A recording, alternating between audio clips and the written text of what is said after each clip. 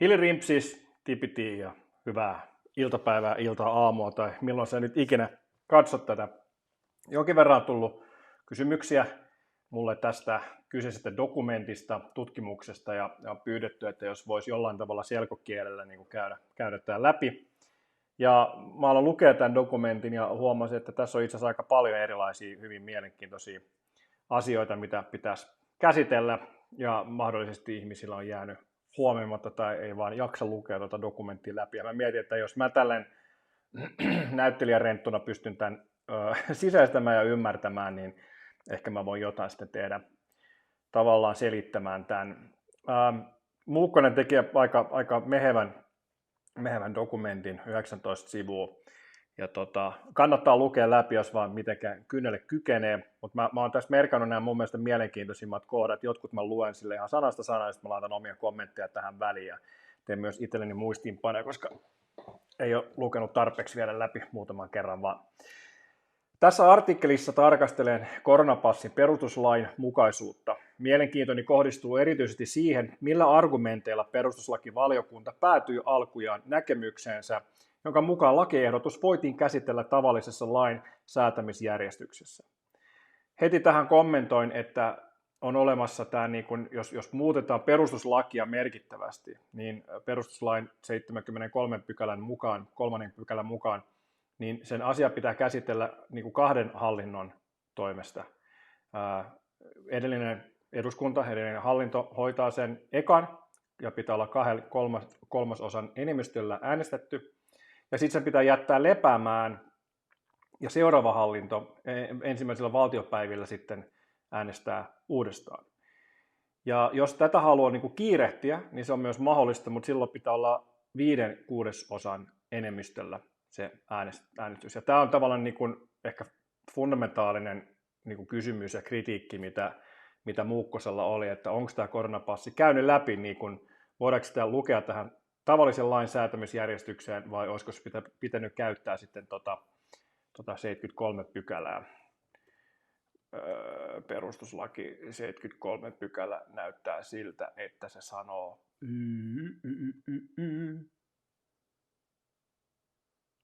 perustuslain säätämisjärjestys, ehdotus perustuslain säätämisestä, muuttamisesta tai kumoamisesta tai perustuslakiin tehtävästä rajatusta poikkeuksesta on toisessa käsittelyssä äänten enemmistöllä hyväksyttävä lepäämään ensimmäisen eduskuntavaalien jälkeisiin valtiopäiville. Sitä ei voida kerralla hyväksyä. Ehdotus on tuolla valiokunnan annettua sitä mietintönsä hyväksyttävä asiasisältöltään muuttumattomana täysistunnossa yhden käsittelyn asiana päätöksellä, jota on kannattanut vähintään 2/3 annetuista äänistä. Ehdotus voidaan kuitenkin julistaa kiireelliseksi päätöksellä, jota on kannattanut vähintään 5/6 annetusta äänistä. Ehdotusta ei tällöin jätetä lepäämään, se voidaan hyväksyä vähintään 2/3 enemmistöllä annetuista äänistä. Noniin. Ennen kaikkea olen kiinnostunut siitä, millaisen tulkinta-asetelman kautta valiokunta ja sen kuulemat asiantuntijat asiaa hahmottelevat. Tutkimuskysymykseksi muotoiltuna vastaa kysymykseen siitä, miksi koronapassi katsottiin perustuslain mukaiseksi. Osana tutkimustani tarkastelen myös kriittisesti näitä argumentteja.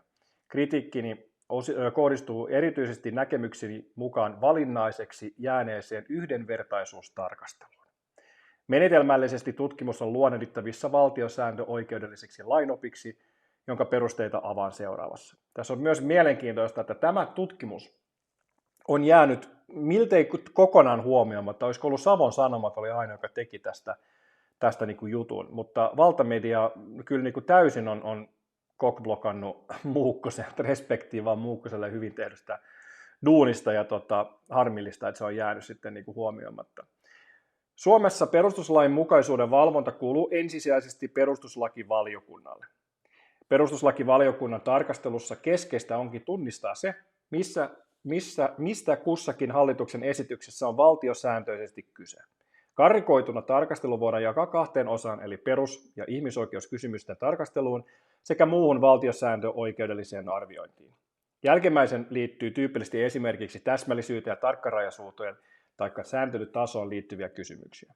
Perus- ja ihmisoikeuskysymykset taas tyypillisesti ovat erityisesti keskustelua siitä, voidaanko jonkin lainsäädäntötavoitteen aiheuttaman tarpeen johdosta rajoittaa jotain perusoikeutta. Perusoikeuksien rajoittaminen on monessa tilanteessa punnintaa. Jonkin toisen perusoikeuden toteuttaminen saattaa edellyttää toisen rajoittamista. Oleellista olisi kuitenkin päätyä sellaiseen kokonaisratkaisuun, joka rajoittaa kaikkien perusoikeuksia mahdollisimman vähän. Tavoitteena on siten aina oltava sellainen yhteensovittaminen, jossa rajoituksia ei tarvittaisi, vaan asiaa voitaisiin ratkaista muilla tavoin. Voidaan puhua tavoitteesta sellaiseen oikeustilaan, jossa perusoikeudet toteutuisivat mahdollisimman täysmääräisesti. Joissain tilanteissa tämä ei kuitenkaan ole mahdollista, jolloin joudutaan suhteuttamaan jokaiseen sisältyvän osajoukon perusoikeuksien toteuttamista suhteessa toisen jokaiseen sisältyvän osajoukon oikeuksiin. Tämä mahdollistaa sen, että joissain tapauksissa toisten oikeuksia rajoitetaan jopa toisten kustannuksella. Siinä tilanteessa me ollaan tällä hetkellä. Tämä keskustelu pyörii sen ympärillä, että kenen oikeuksia saa rajoittaa ja kenen ei, ja mikä tämä nokkimisjärjestys on. Tämä konteksti, missä sitten hallitus- ja perustuslakivaliokunta on hahmottanut tätä kysymystä, niin voidaan tunnistaa pyrkimys tasapainottaa eri perusoikeuksien toteutumista. Ensinnäkin hallitus toi esiin, kuinka COVID-19-pandemian aikana perustuslain 18 pykälän turvaaman elinkeinovapauteen oli kohdistunut voimakkaita rajoituksia ja perustuslain 23. pykälän tarkoittamia perusoikeuspoikkeuksia. Ja perustuslaki 23. pykälä sanoo, että perusoikeuksista voidaan säätää lailla tai laissa erityisestä syystä säädetyn ja soveltamisalaltaan täsmällisesti rajatun valtuuden nojalla annettavalla valtioneuvoston asetuksilla sellaisia tilapäisiä poikkeuksia, jotka ovat välttämättömiä Suomeen kohdistuvan aseelliseen hyökkäykseen, samoin kuin muiden kansakuntaa vakavasti uhkaavien laissa säädettyjen poikkeusolojen aikana ja jotka ovat Suomen kansainvälisten ihmisoikeusvelvoitteiden mukaisia. Lailla on kuitenkin säädettävä tilapäisten poikkeusten perusteet. Tämä on hyvin mielenkiintoista, koska silloin kun ne ekat poikkeusolot säädettiin 18.3.2020, niin tätähän verrattiin siis vakavuudeltaan aseelliseen hyökkäykseen. Että siitäkin toi sitten tulee. Yes. Toisekseen hallituksen näkemyksen mukaan koronapassin avulla näitä rajoituksia voitaisiin lieventää, jolloin perusoikeudet voisivat toteutua täysmääräisemmin. Eli ensiksi rajattiin isosti ja sitten tämän koronapassin myötä sitten kevennetään. Tämä on hyvin olennainen seikka, joka tulee myöhemmin tarkemmin ilmi. Se kuitenkin tunnisti, että koronapassin käyttöönotto tarkoittaisi puuttumista erityisesti yhdenvertaisuuteen sekä henkilötietojen suojaan. Koronapassa-tietosuoja liikkuu tai henkilötiedot liikkuu siinä mukana jollain tapaa, jolloin esitettyä sääntelyä tulisi perustuslakivaliokunnan aiempien kannanottojen mukaisesti arvioida perusoikeuksien yleisten ja tarvittaessa kukin perusoikeuden erityisten rajoitusedellytysten kannalta. Tässä löytyy muuten kaikki nämä liitteet sitten tuossa, että jos haluaa tarkemmin, niin mä en tarvitse nyt kyseenalaistaa, että pitääkö nämä paikkaansa vai ei. Hallituksen mukaan koronapassia tuli pitää hyväksyttävänä perusoikeusrajoituksena erityisesti siksi, että sillä pyrittiin osaltaan turvaamaan perustuslain 7.1 pykälän tai 7 pykälän ensimmäisen momentin tarkoittama jokaisen oikeus elämään sekä henkilökohtaiseen turvallisuuteen, joka näyttää tältä. Jokaisella on oikeus elämään sekä henkilökohtaiseen vapauteen, koskemattomuuteen ja turvallisuuteen. Perustuslain 16 pykälän tarkoittamat sivistykselliset oikeudet, no itse asiassa mä en nyt käy ne kaikki täältä läpi, että jos teitä kiinnostaa tarkemmin, niin te voitte käydä, että mitä noin tarkemmin tarkoittaa, niin oletetaan nyt, että muu kone on tehnyt kotiläksynsä ja näin, koska muuten mennään tässä edestakaisin pitkään. Perustuslain 19 pykälän ensimmäisen momentin mukainen oikeus välttämättömään huolenpitoon sekä perustuslain 19 pykälän 3. momentin mukainen oikeus riittäviin sosiaali- ja terveyspalveluihin, terveydenhuoltojärjestelmän toimintakyky, mikä on ollut tässä nyt etenkin viime aikoina tämän rokotteen mukana tulemisen jälkeen koronapassi aikana on ollut se olennainen kysymys. pysyykö niin kuin kantokyky, toimintakyky kunnossa vai ei. Edelleen hallituksen mukaan koronapassiin liittyy kuitenkin yhdenvertaisuusnäkökulmia, jotka voidaan tulkita tiivistyvän erityisesti siihen, ettei rokotus ollut ainoa tapa, jolla koronapassi pystyy saamaan, sekä siihen, ovatko rokotukset ja testit maksullisia vai eivät. No nehän ovat kaikki maksullisia ensinnäkin, siis mehän maksetaan niistä meidän verorahoilla sillä erolla, että vaikka mä en ole käynyt yhtään testiä ottaa eikä yhtään rokotetta, niin mä maksan myös niiden muiden, niin ne on maksullisia, mutta ei vaan suoraan, vaan ne tulee sitten veroissa jälkikäteen. Ja että rokotus ei ollut ainoa tapa, jolla koronapassin pystyy saamaan, se ei ole rokotepassi, vaan koronapassi, niin sekin tulee olennaisesti esiin tässä myöhemmin. Kokonaisuudessaan hallitus näki, että perustuslain 22. pykälän perus- ja ihmisoikeuksien yleinen turvaamisvelvollisuus jopa edellytti tämän tyyppistä sääntelyä niin sivistyksellisten oikeuksien kuin elinkeinovapauden ja työllisyyden edistämisvelvollisuuden vuoksi. Tiivistetysti voidaan sanoa, että hallitus katsoi esityksessään koronapassien ollen parannus sitä edeltäneeseen tilanteeseen. Eli ekaksi kiinni ja sitten se koronapassi on niin kuin parannus siitä. Logiikka siis jossain määrin oli arvioida koronapassia suhteessa valinneisiin rajoitettuihin olosuhteisiin, joka tehtiin silloin 18.3., kun julistettiin poikkeusolot 2020, joka itsessään on myös hyvin mielenkiintoinen dokumentti. Mä laitan sen itse asiassa linkkinä tuohon kohtaan, niin se olisi ihan oma, mäkin olen käynyt sen läpi ja tsiikannut, että mitä siellä, se on ihan oma juttuunsa, että jos kiinnostaa, niin voitte käydä sen läpi, mutta sillähän tehtiin niin kuin sen hetkisellä tilanteella, sen hetkisellä tiedolla, joka ollaan huomattu, että se on niin kuin, alittunut niin kuin merkittävästi, että onko se niin kuin perusteltua vai ei. Hallituksen näkemyksen mukaan se, että perusoikeudet osin rajoittuivat, tarkoitti kuitenkin sitä, kuinka ehdotukseen sisältyvillä keinoilla voitaisiin päästä tilanteeseen, jossa perusoikeuksia rajoitettaisiin kokonaisuudessaan vähemmän. Mutta myös perustuslakivaliokunnan lausunnon ydin tiivistyy siihen, kuinka sen mukaan lähtökohtaisesti merkityksellisenä piti pitää sitä, että koronapassin esittäminen esitettiin säädettävän vaihtoehdoksi lakiin perustuville tiukemmille rajoituksille.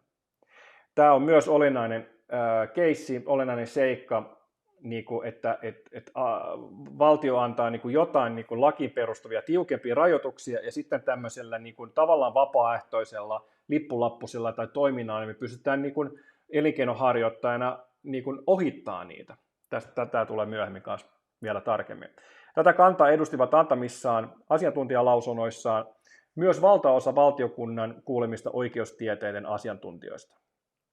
Lausunnossaan valiokunta tunnisti sääntelyn johtavan poikkeamaan ihmisten yhdenvertaisesta kohtelusta, jolloin asia tuli senkin mukaan arvioida perustuslain 6. pykälän 2. momentin tarkoittama syrjintäkiellon ja sen poikkeuksen näkökulmasta. Ja perustuslaki 6. pykälä 2.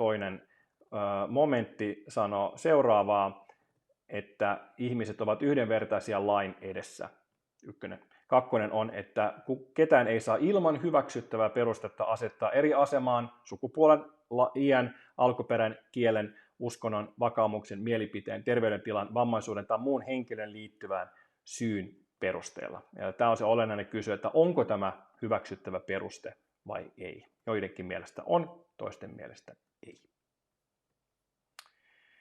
Sen mukaan vaikka ehdotus asettaa henkilöt eri asemaan, ei ehdotettua sääntelyä voida perustuslakivaliokunnan mielestä sen taustalla olevan lääketieteelliset perusteet huomioiden pitää mielivaltaisena.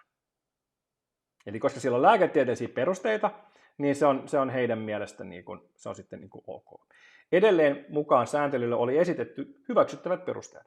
Täysi rokotussarja ja sairastettu COVID-19-tauti antavat henkilölle suojaa koronavirustartunnalta ja estävät taudin leviämistä. Se onkin kysymys, että onko näin, että estääkö täysi rokotussarja, mikä se nyt sitten onkaan, sairastettu COVID-19, niin estääkö taudin leviämistä ja suojaako koronavirustartunnalta. Sitä voi jokainen sitten miettiä, että kuis meni noin omasta mielestä. Tuoreen negatiivisen testitodistuksen vaatimus estää sekin koronatartunnan leviämistä ihmisten kokoontuessa erilaisiin tilaisuuksiin. Eli heidän mukaan, arvion mukaan, asiantuntijoiden mukaan, tuore negatiivinen testitodistus tai sen vaatimus estää koronatartunnan leviämistä ihmisten kokoontuessa erilaisiin tilaisuuksiin. Valiokunnan mielestä esitettyä voidaan nykyisessä epidemiatilanteessa pitää sellaisena hyväksyttävänä syynä, joka muodostaa perustuslain 6. pykälän 2. momentissa tarkoitetun hyväksyttävän perusteen. Mitä sä oot mieltä? Edelleen sillä, etteivät yksilölle välttämättömät palvelut kuuluneet passijärjestelyn piiriin, oli merkityksellistä. Merkitystä oli annettava myös sille, että täyden rokotussarjan ottaminen oli mahdollista. Lisäksi negatiivisella testituloksella oli mahdollista saada vastaava asiakirja. Että yksilöille välttämättömät palvelut, eli apteekit ja kaupat ja postit ja nämä, että ne ei kuulunut siihen passijärjestelyyn, niin se oli heidän mielestä merkityksellistä. Ja sitten, että oli mahdollista saada tämä rokotussarja, eli todennäköisesti, että se oli ilmainen tai ainakaan ei tarvinnut etukäteen maksaa. Ja sitten negatiivisella testituloksella oli myös mahdollista. Nämä oli niin kuin ne asiat, jotka vaikutti siihen, että perustuslakivaliokunta oli sitä mieltä, että tämä on niin kuin ihan ok. Vaikka se syrjii niin kuin, näitä perusoikeuksia, niin se on ok tässä tapauksessa. Tartuntatautilakiin oli jo ennen COVID-19-pandemiaa sisältynyt toimivaltuuksia viranomaisille rajoittaa joidenkin tilojen käyttöä sekä kieltää erilaisia tilaisuuksia, tartuntatautilaki 58 pykälä. Tosin se oli silloin vielä se oli niin kuin 58 pykälä, nythän se on 58 pykälää G-I tai jotain, se on ihan järjettömän pitkä. Käykää katsoa se tartuntatautilaki, niin mitä sinne, nämä on niin kuin tullut. Nämä on tullut siis kaikki saatte nähdä ihan hetken päästä, missä mennään. Noin. Eli mitä siinä 58 on, kun se oli aikaisemmin vaan niin kuin 58. Noin. Laaja tartuntavaara. Noin 58. C, G, I, J, K, L, M. M saakka. Ja sitten tulee vielä se valvonta 59, joka on myös lisätty tuossa. Niin kuin 59e, siis sitä on niin kuin lisätty ihan niin kuin järkyttävän määrä. Pandemian aikana sääntely on täydennetty mahdollistamalla uusia eri toimialoihin kohdistuvia rajoitustoimia. Osa näistä rajoituksista on voitu aktivoida viranomaispäätöksin, eli aluehallintovirasto tai kunnan tartuntatautien torjunnasta vastaava toimielin. Jos on ollut yksittäisiä kuntia, niin sitten se on ollut kunnat. Jos on ollut useita kuntia, niin sitten se on aluehallintovirasto. Ja nythän ne on mennyt melkein kaikki aluehallintoviraston niin kuin heidän mukaan tai määräyksien mukaan. Kun taas osa lähinnä ravintoloita koskeva sääntely on ollut pidätettynä valtioneuvoston toimivaltaan. Näiden rajoitusten perustuslain mukaisuutta on arvioitu lukuisissa perustuslakivaliokunnan vuosina 2021 antamissa lausunnoissa. Näiden lausuntojen perusteella myös osa suunnitteluista rajoitustoimista on jätetty säätämättä. Kyseisten rajoitusten myötä on muodostunut tietty oikeustila, jossa koronapassia koskevan lainsäädännön käsittelyn aikaan joitain rajoituksia oli edelleen voimassa. Käytännössä tuolla hetkellä voimassa olleet rajoitukset kohdistuvat vain ravintoloihin tartuntatautilain 58a ja b pykälien sekä tuolla hetkellä voimassa olleen niitä täsmentävän ravitsemisliikkeiden toiminnan väliaikaisesta rajoittamisesta tartuntataudin leviämisen estämiseksi annetun valtioneuvoston asetuksen perusteella. Kun väliaikaisten säännösten voimassaolon jatkamista marras-joulukuussa 2021 käsiteltiin, olivat myös erityisesti aluehallintovirastot asettaneet myös lukuisia muita rajoituksia. Tämä johtaa kysymykseen siitä, mistä tilanteesta perusoikeuksien rajoittamista pitää tarkastella. Eli tämä on nyt se olennainen kysymys. Eli nyt koronapassi, joka on niin kuin tietty niin kuin proseduuri ja tietty niin kuin mekaniikka, kun sitä on asetettu, sitä on alettu ottaa käyttöön, niin onko sillä niin kuin tavallaan kevennetty rajoituksia siitä, mitä ne oli ennen, ja pitääkö verrata se siihen, vai pitäisikö verrata siihen tilanteeseen, missä oli ennen, kun tuli tarve ylipäätään se asettaa, eli ennen COVID-19-pandemiaa. Niin nyt on niin kuin perusteltu sitä, että meillä on niin kuin tiukat rajoitteet, ja sitten tulee nämä kevyemmät, ja tämä on ehkä olennainen niin kuin asia miettiä, kun tässä on moni kysynyt mulkakin, ja mäkin olen itse pohtinut sitä, että miksi ollaan niin kuin vedetty edestakaisin, venksottu niitä rajoituksia, niin olisiko tässä ehkä sellainen ajatus, että ne on voinut silloin niin kuin perustella, että itse asiassa me kevennetään ja myös niin kuin valtio-opillisesti tai valtiosäännöllisesti, niin se on ollut niin kuin enemmän ok, kun sitä on tehty tätä kautta. Se onkin hyvä kysymys. Tuleeko tarkastelun lähtökohdaksi miettiä se tosiasiallinen tilanne, jossa erilaisten rajoituspäätösten seurauksena ollaan, vaan niin sanottu normaali tilanne, jossa rajoituksia ei ole? Koska tämähän ei ole normaali tilanne, että meidän elämä rajoitetaan tällä tavalla. Niin pitäisikö silloin perusoikeuksien sääntelyä niin kuin katsoa siitä tilasta vai siitä, mikä oli just niin kuin ennen? Että jos yhtäkkiä tiputetaan kaikki niin kuin nopeusrajoitukset 20 ja sitten sanotaan, että kun te hankitte tämän niin kuin B+-ajokortin, niin sitten saatte ajaa niin kuin normaali nopeutta, muuten ette saa. Niin mihin sitä verrataan, onko se kevennys vai rajoitus, niin kuin sitten saa ajaa vaikka 50. Mikäli lähtökohdaksi otetaan olemassa oleva tosiasiallinen tilanne, tarkoittaisi se käytännössä sitä, että hyväksyttäisiin ajatus, jonka mukaan ensin voitaisiin jollain perustein rajoittaa perusoikeuksia, ja tämän jälkeen säädettäisiin uusia rajoituksia vertaamalla niitä säädettyihin rajoituksiin. Kuten edellä toin esiin, oli hallituksen lähtökohta juuri tämä. Ja myös perustuslakivaliokunta näytti hyväksyneen tarkastelun mallin. Nähdäkseni tällainen ajatus on kuitenkin altis kritiikille. Nähdäkseni perustellumpaa olisikin aloittaa perusoikeusrajoituksien tarkastelu aina siitä tasosta, joka perusoikeussääntelyllä on saavutettu. Silloin me palataan niin kuin hetkeksi tuohon perustuslaki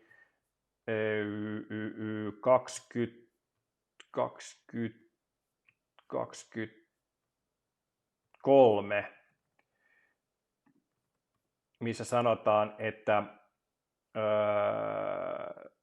me voidaan tilapäisiä poikkeuksia. Nämähän oli siis, nämä kaikki kokoontumisrajoitukset, kaikki nämä oli tilapäisiä poikkeuksia. Ne ei ollut niitä niin kuin normaaleja niin kuin tilaa.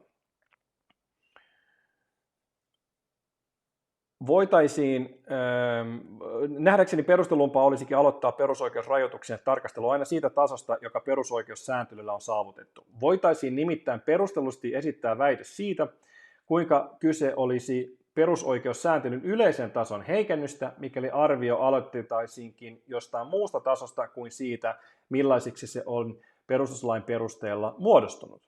Tätä voitaisiin myös jossain määrin pitää perustuslain säätäjän asemaa loukkaavana, mikäli arvioinnin lähtötaso voitaisiin muokata heikommaksi tavallisessa lainsäädännössä.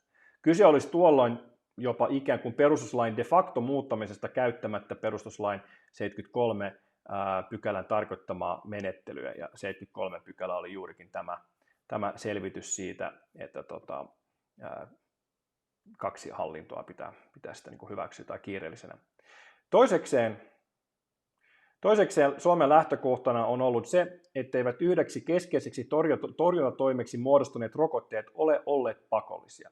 Koronarokotteiden jakelusta on siten säädetty tartuntatautilain 45 pykälän muut vapaaehtoiset rokotteet, ei 47 pykälän pakollinen rokotus mukaisesti valtioneuvon asetuksessa. Näin ollen kenelläkään Suomen oikeudenkäyttöpiirissä olevalle henkilölle, eli Suomen kansalaiselle, ei missään vaiheessa ole asetettu velvollisuutta hankkia rokotetta, vaan kyse on ollut vapaaseen harkintaan perustavasta toimesta. Rokotusten vapaaehtoisuuden rinnalla kenellekään ei luonnollisestikaan ole ollut velvollisuutta sairastaa kyseistä tautia. Lähtökohtaisesti kenelläkään ei myöskään ole velvollisuutta osallistua vapaaehtoiseen näytteenottoon tai terveystarkastukseen, jonka osana voitaisiin ottaa välttämättömiä näytteitä. Jälkimmäinen siis lähtökohtaisesti sillä tartuntatautilain 15 ja 16 pykälässä, 15 ja 16 pykälässä on myös toimivaltuuksia koskien pakollista terveystarkastusta, jonka osana voidaan myös ottaa välttämättömiä näytteitä, mikäli tämä katsotaan tieteellisesti perustelluksi. 15 ja hitsi kun tämä on pitkä tämä tartuntatautilaki. Sitäkin on 15 ja 16. Pakollinen terveystarkastus.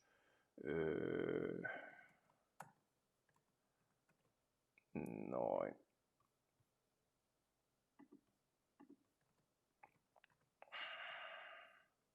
Aluehallintovirasto voi määrätä terveystarkastuksen, jos tarkastus on yleisvaarallisen tartuntataudin leviämisen estämiseksi tarpeen. Ja sitten pakollinen terveystarkastus, eli tämä on sama litania, voidaan tehdä niitä, jos koetaan välttämättömäksi. Koronapassin ei ollut tarkoitus muuttaa tätä tilannetta.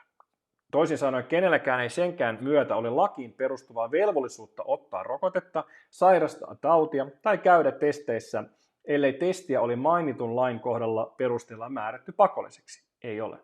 Käsillä on siis tilanne, jossa kenellekään ei ole käytännössä minkäänlaisia velvollisuuksia koskien niitä asioita, jotka uudessa lainsäädännössä koronapassin saamisen ehdoksi esitettiin. Eli nämä kaikki perustuu vapaaehtoisuuteen. Se on ihan eri tilanne, jos nämä olisi pakollisia, mutta kun ei ole, kun nämä on suosituksia. Koronapassisääntelyn yhteydessä luotiin poikkeus koskien viranomaispäätösten ja valtioneuvoston asetuksella säätämiä rajoituspäätösten suhteen.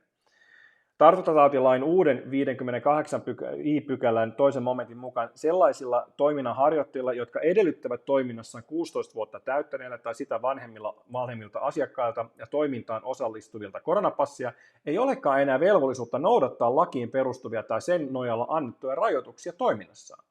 Tämä poikkeus ei kuitenkaan koske tilannetta, jossa toimivaltainen viranomainen olisi lain 58 pykälän tai 58 d-pykälän kieltänyt yleisötilaisuudet kokonaan. Toisin sanoen, päättäessään ottaa koronatodistuksen käyttöön voi esimerkiksi ravintolarajoitusten osalta yleensä yksityinen toiminnanharjoittaja poistaa viranomaisten ja valtioneuvoston asettamia rajoitusten vaikutuksen omalta osaltaan, pois lukien ehdottomat kiellon tilanteet.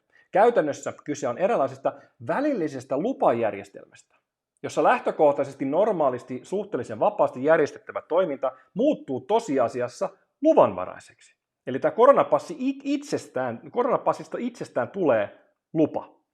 Toki toiminnanharjoittaja voi päättää olla ottamatta koronapassia käyttöön, jolloin viranomaisten tai valtioneuvoston asettamat rajoitukset koskevat sitä yleisen periaatteen mukaisesti.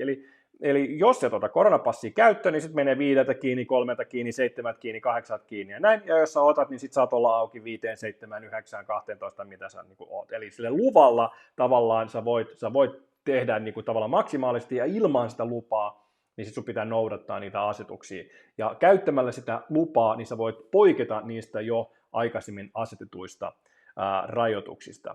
Esimerkiksi just tämä kyseinen B+-ajokortti tai joku sellainen.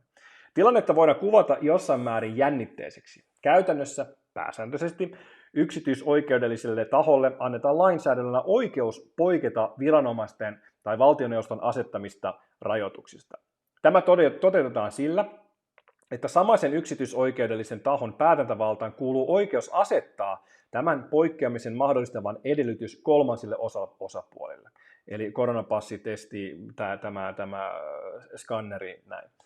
Asetelma korostuu, kun huomioidaan se, ettei koronapassin käyttöönotto nimenomaan ole pakollista, vaan perustuu vapaaehtoisuuteen. Toisin sanoen sen käyttöön ottavat tahot voivat omalla yksipuolisella päätöksellään vaikuttaa viranomaisten tai valtioneuvoston tekemien päätösten tosiasiallisiin vaikutuksiin. Näin. Eli tämä on just se ajatus siitä, että tämä on sysätty, tämä vastuu on sysätty yrittäjille. Ja kun yrittäjien, etenkin ravintoloiden ja näiden eri tahojen toimintaa on rajoitettu merkittävästi, ja sitten vaan sanottu, että jos te teette näin, niin sitten saatte pitää auki, ja jos ei, niin sitten ette saa pitää auki. Sitä voi kysellä sitten, että onko tämä moraalisti eettisesti oikein, mutta myös onko se laillisesti oikein. Kombucha-tauko. Skål. Alkuperäistä ehdotusta kokeneessa perustuslakivaliokunnan asiantuntijakuulemisessa Lasse Lehtonen, HUSin diagnostiikkapäällikkö, vertasi koronapassia ajokorttiin ja ravintolatyöntekijöiden salmonellatodistuksiin sekä muun muassa urheilun omaavan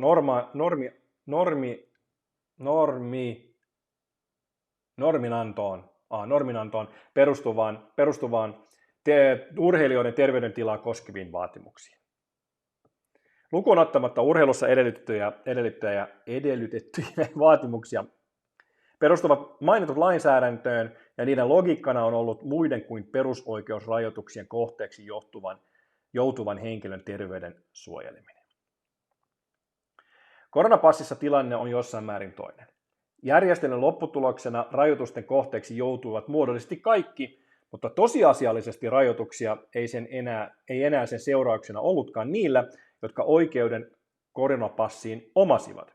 Käytännössä siis täyden rokotussarjan 2, pian 3 tai 4 tai 5 omaavat henkilöt olivat automaattisesti oikeutettuja koronapassiin. Heidän perusoikeusrajoitustensa loppuminen jätettiin lainsäädännössä kuitenkin de facto yksityisten toiminnan harjoittajan harkintavallan piiriin. Samalla, kuten edellä todettua, jätettiin kunkin toiminnanharjoittajan harkintavallan piiriin myös se, menettävätkö ne, joilla oikeutta koronapassiin ei ole, lähtökohtaisesti oikeutensa käydä kyseisessä toiminnanharjoittajan tilassa.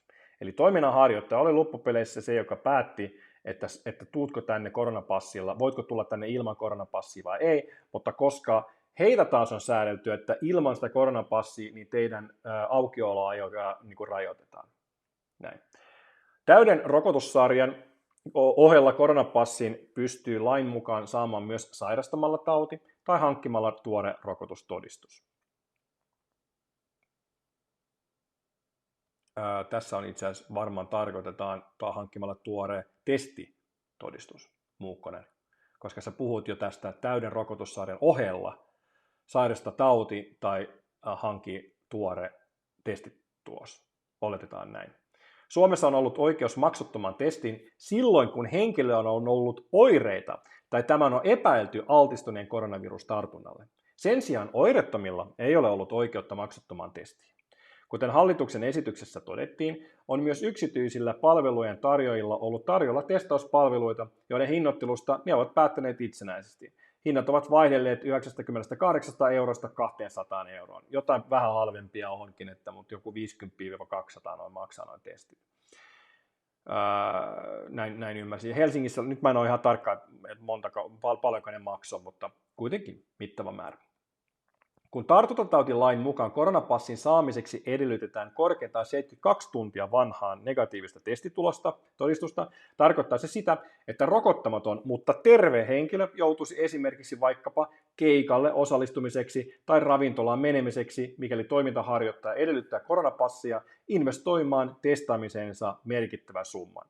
Helsingissä keskustassa on kyllä melkein aina jono noihin testipaikkoihin, mutta erityisesti lauantai-iltana, niin siellä on jonkin verran jengiä aina jonossa odottaa, että pääsee baariin.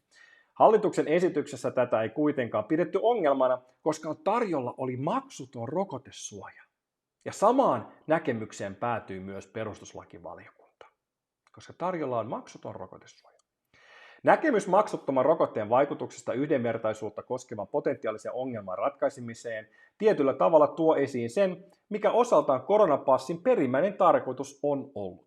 Tekemällä rokotteesta kaikkein kannattavin muoto saada koronapassi on kyse mitä ilmeisemmin tavoitteesta luoda kannustin rokotuskattavuuden parantamiseen.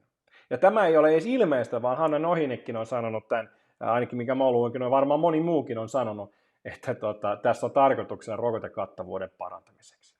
Kyse on siten eräällä tavalla korvikkeesta pakkorokottamiselle. Sen sijaan, että pakkorokotuksiin ryhdyttäisiin tartuntatautilain 47 pykälän ja tätä tarkoitusta varten erikseen säädettävien säännösten nojalla, luodaan koronapassilla olosuhteet, jossa muista kuin lääketieteellisistä syistä rokottamattomilla poistetaan osa heille normaalisti kuuluvista perusoikeuksistaan tai vähintäänkin vaikeutetaan niiden käyttämistä. Tämä oletettavasti ajatellaan ohjaavan käyttäytymistä sinänsä hyväksyttävän tarkoitukseen, eli koko väestön suojautumistason paranemiseen. Hallituksen esityksessä koronapassin käyttöönottoon tavoitteeksi ei missään kohdin kuitenkaan ainakaan virallisesti, suluissa virallisesti, ole mainittu rokotuskattavuuden kasvamista. Rokottamattomista ryhmistä käytännössä rajoitukset kohdistuvat niihin, jotka joko ideologisista tai muista henkilön liittyvistä syistä kuin lääketieteellisistä syistä eivät rokotetta ole ottaneet. Tähän mä kyllä lisäisin, että lääketieteellinen syykin voi olla tosi erilainen. Ideologiakin voi olla, että mä en ota rokotetta, koska siinä on lääketieteellinen syy, koska se vaikuttaa eri osiin mun kehosta, mitä mä en halua. Että se, että onko se lääketieteellinen syy vai sä tiedät, että sulla on joku verihyytymätauti tai joku sellainen, tai onko se vaan sitä, että mä en yksinkertaisesti vaan halua, jos ei ole tarpeen, jos ei ole pakko. Heidän asemansa ei esimerkiksi perustuslakivaliokunnassa käsitelty mitenkään. niin hallituksen esityksen kuin perustuslakivaliokunnan keskeinen viesti oli tiivistettynä: ota rokote, maksa testeistä, sairasta tai ole menemättä palveluihin. Rokottamattomista koronapassisääntelyltä suojattiin kaikki 16 vuotta nuoremmat, joista toki merkittävä osa oli jo rokotettu, sekä ne, joilla rokotteen ottamatta jättämiseen oli lääketieteellinen peruste. Yli puoli vuotta aiemmin sairastuneiden asema rinnastui käytännössä rokottamattomiin. Tämäkin on hyvin mielenkiintoinen keskustelu, että millä perusteella se just tasan puoli vuotta, niin sitten se vaan päätyy, ja nyt mielenkiintoista nähdä myös, että missä vaiheessa tulee pakko sit ottaa kuitenkin se yksi rokote sen sairastetun taudin lisäksi, että nythän se vielä ymmärtääkseni menee sille, että se riittää, että sä oot sairastanut sitä, mutta puoli vuotta. Yksi keskeisistä kysymyksistä koko lainsäädännön prosessin aikana liittyy siihen, asetetaanko joku väestöryhmä eriarvoiseen asemaan. Käytännössä, vaikka sitä ei suoraan missään todetukaan, tuo väestöryhmä oli ne, jotka olivat käyttäneet heille lainsäädännön suomaa harkintavaltaansa olla ottamatta vapaaehtoista rokotusta toistaan. Käytännössä, vaikka sitä ei suoraan missään todetukaan, tuo väestöryhmä, jota asetetaan eriarvoiseen asemaan, oli ne, jotka olivat käyttäneet heille lainsäädännön suomaa harkintavaltaansa olla ottamatta vapaaehtoista rokotusta. Voisi sanoa, että heille lainsäädäntöhankkeessa jäi roolitus, jossa he ovat ikään kuin toimineet väärin, vaikka he olisivat lähtökohtaisesti vaarallisia muille ja heidän olisi velvollisuus todistaa olevansa puhtaita. Tämä siis siitäkin huolimatta, ettei rokotusta ollut missään vaiheessa säädetty pakolliseksi. Mikäli olisi, tämä olisi eri keskustelu.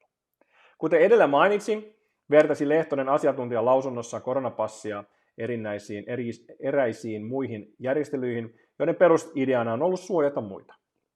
Ja tämähän nyt on ollut se perusargumentti. Tässä analogiassa on kuitenkin jonkinasteinen ongelma, sillä esimerkiksi juuri suuren rokotettujen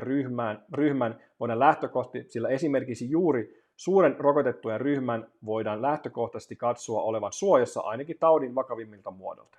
Näin ollen rokotettujen ryhmää ei ainakaan ollut lähtökohtaisesti tarpeen suojata rokottamattomilta.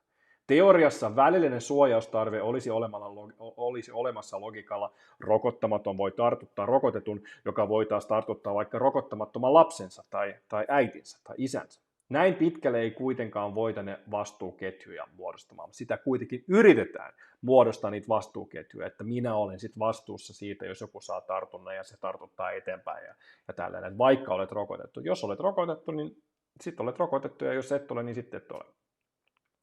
Ilman lääketieteellistä syytä rokottamattomia ryhmä muodostuu kahdesta pääjoukosta. Niistä, jotka eivät ole saaneet rokotuksia, alle 12-vuotiaat ja vielä pian alle 5-vuotiaat, sekä niistä, joilla sinänsä olisi ollut mahdollisuus saada rokote, mutta eivät syystä tai toisesta ole ottaneet.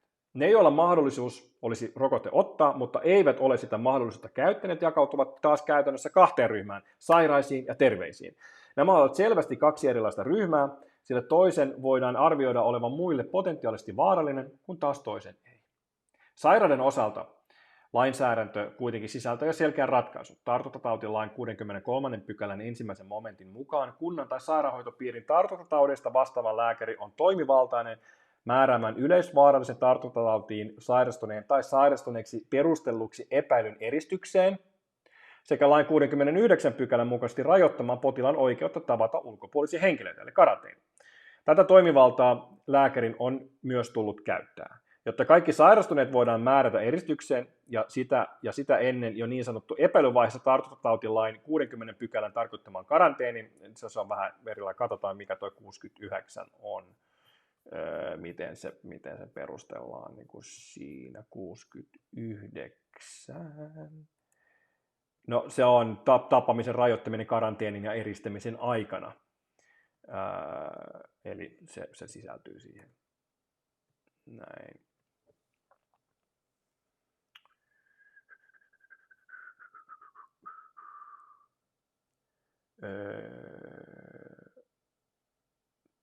Jotta karanteenin on epidemia tullut selvittää ja tartuntaketjuja jäljittää. Yes.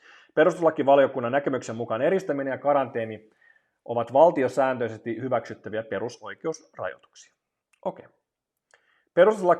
Perustuslain 6 pykälän 1. momentin mukaan ihmiset ovat yhdenvertaisia lain edessä.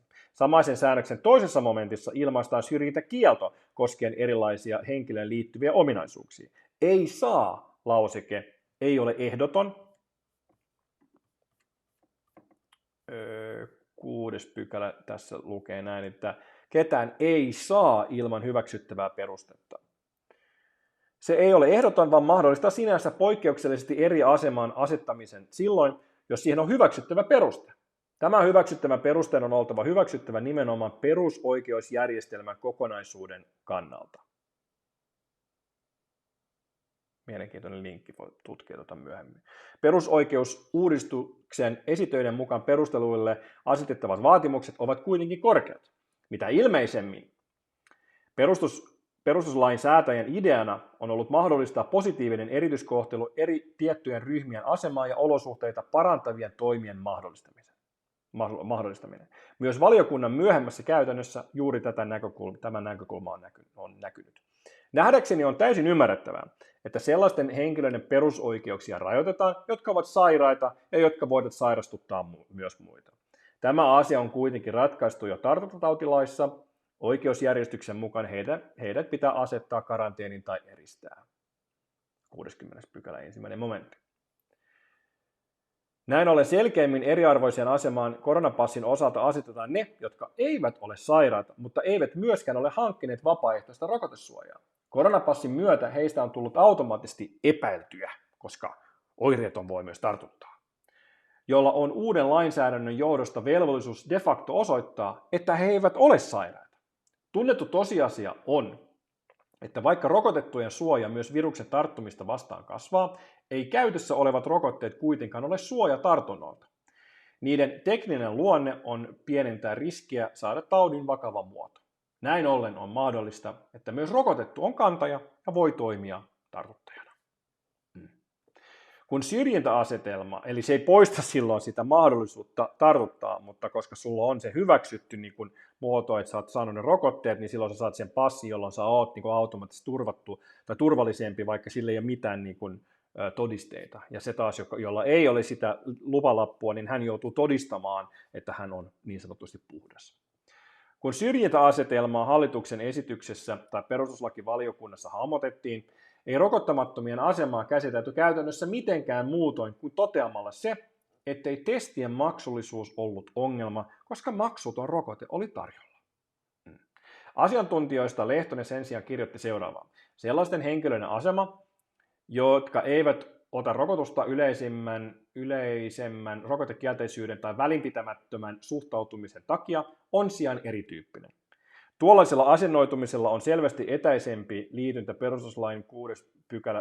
pykälässä ja yhdenvertaisuuslain 8. pykälässä tarkoitettuihin kiellettyihin syrjintäperusteihin. Muut asiantuntijat eivät nähdäkseni edes käsitelleet asiaa, muut asiantuntijat eivät nähdäkseni edes käsitelleet asiaa rokottamattomien näkökulmasta. Janne Salminen tosin totesi, että pohjimmiltaan sääntely pyrkii tunnistamaan ihmisten joukosta ne, jotka voisivat sairaana potentiaalisesti levittää koronatautia ja myös sairastua siihen vakavasti. Käytännössä tilanne kuitenkin koronapassilainsäädännössä lopulta oli se, että rokottamattomat, käytännössä terveet, asetettiin eriarvoiseen asemaan suhteessa kaikkiin muihin. Korostan tässä yhteydessä viittausta terveisiin. Toisin sanoen arviointitilanne muodostui, tai sen olisi tullut muodostua sellaiseksi, että vertaillaan sitä, onko perusoikeusjärjestelmän kannalta hyväksyttäviä perusteita sille, että terveet rokottamattomat, joilla ei ole lääketieteellistä perustetta toiminnalleen tai eivät alita tiettyä ikärajaa, velvoitetaan maksamaan COVID-19-testistä noin 100-200 € toistuvasti, mikäli he haluavat tiettyjä palveluita käyttää. Käytännössä kyse oli siten siitä, että onko perusoikeusjärjestelmän kannalta hyväksyttävä asettaa henkilö eriarvoiseen asemaan sen perusteella, ettei tämä ole ottanut vapaaehtoista rokotetta. Tartuntatautilain 58 i-pykälän 3. momentissa on eksplisiittisesti mainittu ne tilat, joiden osalta koronapassia voidaan potentiaalisesti käyttää. Näin ollen henkilöille, jotka ovat käyttäneet lain sallimaa harkintavaltaansa jättää rokote ottamatta, on synnytetty kielto joko käyttää näitä palveluita tai osoitettu ylimääräinen noin 100-200 euron kustannus testaamisesta. Sen ohella on huomattava, että mikäli jokin palvelu olisi koronapassin takana, tulisi jälleen lain suoman harkintavaltaansa käyttäneellä olla lisäksi tyypillisesti pankkitunnukset tai mobiilivarmenne sekä tietokone tai älypuhelin datayhteyksineen omakantaan pääsemiseksi ja joko puhelin tai tulostin koronapassin tulostamiseksi. Vaihtoehtona tosin olisi se, että henkilö voisi varata ajan terveyskeskuksesta ja käydä hakemassa todistuksen sieltä sen jälkeen, kun hän on ensiksi käynyt yksityisellä terveyspalvelujen tarjoajalla ottamassa testin ja saanut tuloksen. Eli tämä olisi siinä tapauksessa, kun kunnalliselta ei saa ilman oireita, niin hän on ensiksi käynyt ottamassa sen yksityiseltä ja sitten sen jälkeen kunnalliselle hakee sen, koska en tiedä saako sitä sitten niin kuin yksityiseltä. Se varmaan menee siihen kantaan, mutta sitä ei saa tulostettua aivan. Pitkien etäisyyksien maassa tämä voi olla todella monimutkainen kokonaisuus. Pidemmillä esimerkiksi muualle kuin kotipaikalle suuntautuvilla matkoilla taas epäselväksi jää, voiko todistuksen saada myös muualta kuin oman paikkakunnan terveyskeskuksesta. Tähän voitte vastata, jos te tiedätte tuohon kommentteihin. Voidaan helposti myös kuvitella tilanne, jossa henkilö ei halunnut rokottautua, eikä esimerkiksi hänen lapsensa ole niin vanha, että olisi rokotukseen edes oikeutettu tai velvollinen esittämään koronapassia. Tällaisessa tilanteessa käynti esimerkiksi sisäleikkipuistossa voi estyä vanhemman puuttuvan rokotussuojan vuoksi, jolloin julkinen valta ei ainakaan kovin hyvin ole onnistunut turvaamaan kyseisen lapsen oikeutta kulttuuri- ja liikuntapalveluihin. Vammaisille taas lakisääteiset kuljetuspalvelut voivat helposti käydä vähin, jos kovin paljon haluaisi itseään kehittää. Myös ulkomaalaisiin liittyy ryhmä, jolle koronapassi synnyttää käytännössä ylitsepääsemättömiä esteitä vähävaraisista puhumattakaan. Joo, vanhoja riskiryhmäläisiä on perheessä, niin me ollaan juonittu että mistä sitä koronapassia sitten oikeasti saa tulostettua. Koronapassin myötä rokottautuneet ja rokottamattomat siis asetettiin eriarvoiseen asemaan. Rokottamattomilla viittaa nyt edellä käsiteltyn mukaisesti käytännössä niihin, joilla ei toiminnalla ole lääketieteellistä perustetta, jotka ovat terveitä. Oleellinen kysymys kuuluu siis edelleen, oliko tälle perustuslain 6. pykälän 2. momentin näkökulmasta hyväksyttävää perustetta. Koska juuri tätä asetelmaa ei käsitelty muuten kuin Lehtosen asiantuntijalausunnossa. Niin sitten tulee tämä elinkeinopolitiikka.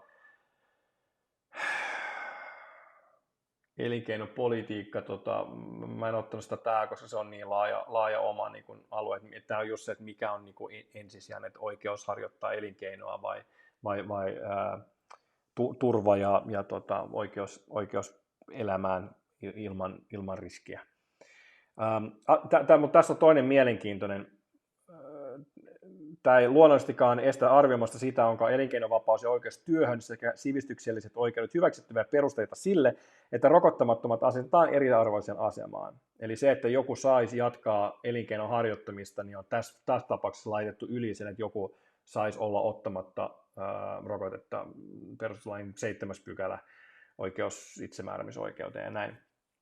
Huomautan tässä, ettei hallituksen esityksessä tai perustuslakivaliokunnan ensimmäisessä lausunnossa tätä nimenomaisesti käsitelty. Asiantuntijoiden, tämä on mielenkiintoinen toinen kulma. Asiantuntijoiden lausunnoista sinänsä positiivinen poikkeus oli Salmisen ajatus siitä, että koronapassin avulla voitaisiin parantaa jäljittämistä. Valitettavasti tälle ei kuitenkaan lainsäädännössä annettu minkäänlaista mahdollisuutta, eikä koronapassin tekninen toteutuskaan sitä tue. Toiminnanharjoittajalla on velvollisuus vain estää henkilön pääsy tilaan, eikä hän edes näe nimeltä, kuka tämä henkilö on, mikäli sovellus on ilmaissut, ettei henkilön koronapassi ole voimassa. Velvollisuutta tehdä esimerkiksi ilmoitusta terveydenhuoltoviranomaisille tai antaa ohjeita ei ole. Toisaalta ei kyseinen sovelluskaan myöskään kerro siitä, että henkilö olisi sairas, vaan että onko se passi voimassa vai ei.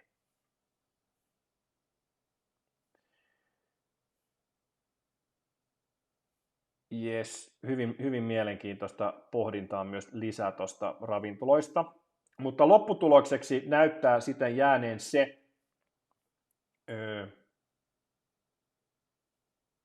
No itse asiassa tämä on mielenkiintoinen. Tämä artikkeli tarkoituksena on ollut etsiä vastausta siihen, miksi koronapassi katsottiin perustuslain mukaiseksi. Kun tartuntatautilain väliaikaisesti voimassa olleiden säännösten jatkoa esitettiin, totesi perustuslakivaliokunta yksiselitteisesti, kuinka koronapassin esittämisvelvollisuutta koskeva voimassa oleva lainsäädäntö ei siten edellä sanotun johdosta ole perustuslain vastaista. Tämä oli jossain määrin toteamus. Yksinkertaisimmillaan voidaan sanoa syyn olleen siinä, että elinkeinovapaus ja rokotettujen perusoikeudet mennä ja tulla haluamallaan tavalla lähes normaalisti katsottiin sellaisiksi perusoikeudeksi, jonka turvaminen edellytti rokottamattomien vastaavien oikeuksien rajoittamista. Tätä asetelmaa ei kuitenkaan hallituksen esityksessä tai perustuslakivaliokunnan lausunnossa tai asiantuntijoidenkaan lausunnoissa nähdäkseni kunnolla tarkastettu, pois lukien Lehtosen vastuuttomuusteesi. Esimerkiksi asetelmaa, jossa rokotetut, olipa nämä terveitä tai ei, ja terveet rokottamattomat asetettiin eriarvoiseen asemaan, ei käsitelty. Nähdäkseni tällaisten asetelman hahmottaminen olisi voinut aiheuttaa hallituksen esitykselle sellaisia vaikeuksia, joista ei ainakaan ilman rokottamattomien testauksen muuttamista maksuttomaksi olisi selvinnyt. Tämä olisi ymmärrettävää rokotuskattavuuden kasvua koskevan toiveen valossa, mutta tähän ei suoraan missään vaiheessa vedottu. Lopputulokseksi näyttää siten jääneen se, että koska poliittisesti ja mahdollisesti oikeudellisestikin olisi vaikeaa rokottaa rokotushaluttomia pakolla, luotiin järjestely, jossa edullisimpana vaihtoehtona yksilölle olisi rokottautua. Näennäisesti tarjolla toki oli muitakin vaihtoehtoja, mutta niiden käyttäminen oli joko vaarallista, eli sairastuminen mahdollisesti, tai kallista testaus, taikka niitä pitäisi käyttää antaen virheellistä informaatiota terveysviranomaisille vailla terveysperustetta testiin hakeutuminen. Kuinka moni käsi sydämellä, nyt joka katsoo tätä, joka on käynyt testeissä, jolla ei ole ollut oireita, on sanonut, että on oireita ja käynyt sitä kautta hakemaan sitä testiä? Käsi sydämellä. Mä veikkaan, että tämä on aika iso osa. Silloin voi argumentoida sitä, että onko se ok ja aiheuttaako se niin meidän terveydenhuollon niin kantokyvylle haasteita ja näin. Koronapandemia on monessa kohtaa osoittanut oikeusvaltion haavoittuvuuden. Tämänkin lakiehdotuksen yhteydessä perustuslakivaliokunta huomautti siitä, kuinka sille oli varattu mitä ilmeisemmin liian vähän aikaa asian käsittelemiseen. Niin. Ensimmäisen kerran väläytettiin ajatus koronapasseista. Muistaakseni 5.5.2020 se tuli mun tietoisuuteen. Mä tein siitä silloin Instagram-storin ja mä sain tosi paljon negatiivista palautetta siitä, että mä levitän salaliittoteorioita, koska ei tämmöinen ikinä oltu tuossa. Sitä pohdittiin sitten edestakaisin, miten me nyt tehdään, ja sitten yhtäkkiä, ja sitä vastustettiin myös, ja yhtäkkiä vaan sitä väännettiin niin kuin läpi. Lainvalmistelua on usean otteeseen tehty kiireellä. Ongelmia on ollut sekä perustuslainsäädännön laadussa, että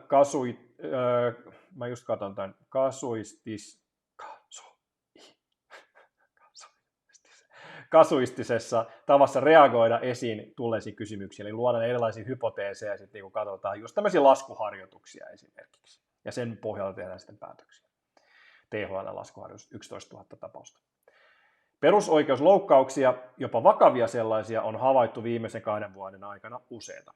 Pandemia on opettanut, että oikeusvaltio ei vielä ole valmis, vaan se tarvitsee paljon ennakollista työtä. Tässä on sitten näitä kaikkia noita lähteitä vielä sen jälkeen. Niin tällainen ajatus. Toivottavasti saitte tästä jotain irti ja esittäkää ihmeessä kysymyksiä, mä koitan sitten käydä ne vielä läpi, mutta tässä oli mun mielestä niin kuin ne pääpointit. Joku voi referoida niitä vielä, mitä mä tässä on höpöttänyt tonne kommenttikenttään, että mitkä tässä oli, mutta joo, eipä mulla muuta. Kiitos, että jaksot katsoa tähän saakka. Moi moi!